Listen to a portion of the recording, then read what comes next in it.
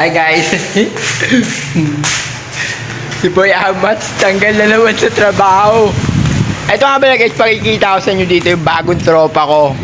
Galing to Pasig, import. Import sa Bicol. Ayan guys. I want you all to meet Hunter. Ano? Hunter, smile!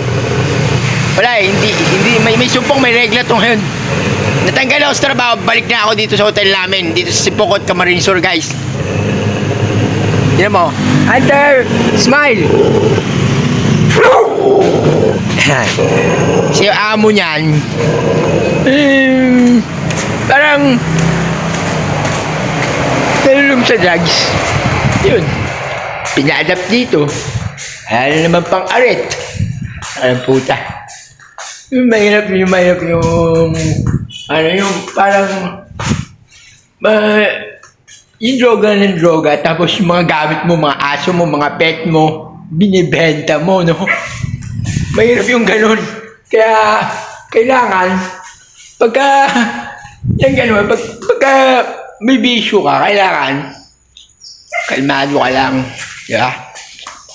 Pero hindi ako kalmado lang, di ba? Dalawang ngipin lang nawala sa akin. Pero wala akong binentang gamit, di ba? Ngipin lang. Boy Amats nga pala, nandito na ako sa Selman Hotel sa hotel namin. Shout out! Doon sa nangyayamo ko. Na-incheck. Tangina mo!